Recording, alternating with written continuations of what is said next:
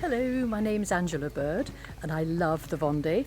Today we're bringing you to Apremont Château, which is a Renaissance castle built in the 16th century, which has plenty of empty rooms to climb up and explore and gives wonderful views over the countryside. And it's a really pretty village. I think you'll really love it.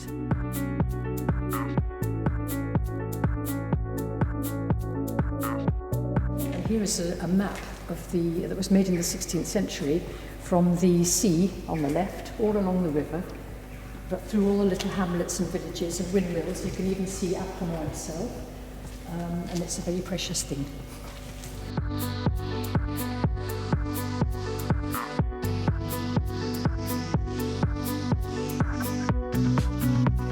Kitchen with the very traditional type of cooker. They used to put hot ashes in here and then simmer their stews on the top while the hot ashes fell to the bottom. That was very good for nourishing dishes.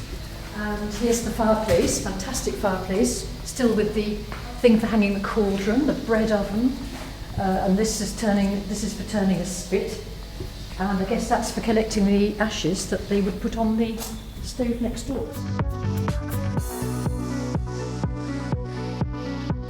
This bedroom's got a bit of history because King Louis XIII slept here in 1622 for a night when he was passing through.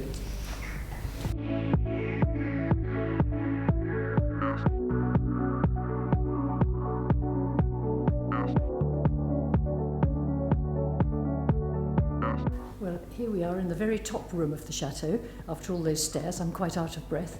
There's the most wonderful ceiling in this room just below the tower, where the wood is all chestnut so that it doesn't attract spiders, which is very handy if you're a medieval housewife, I dare say.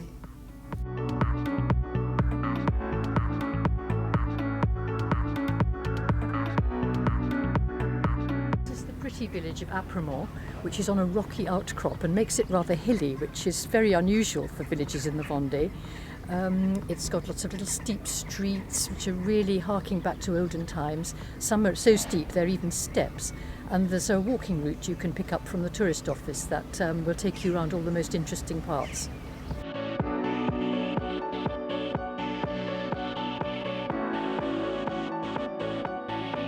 This is the 19th century church of Apremont.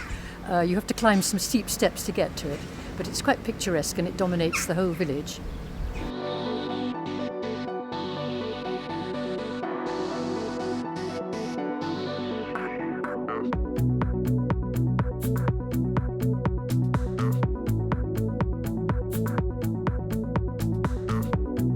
You can see here very well that the rock was here and then they decided to build the chateau on it, and the whole village in fact is founded on a rock.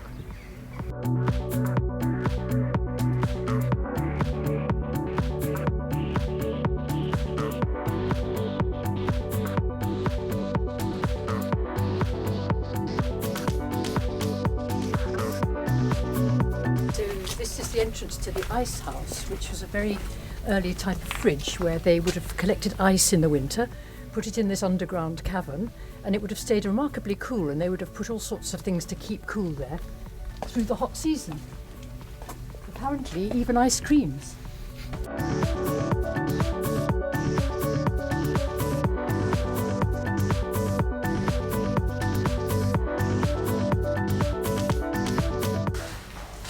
So they could have packed a lot of ice in here. They must have had cold winters in those days.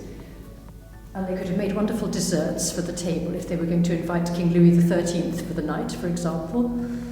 It's really quite remarkable.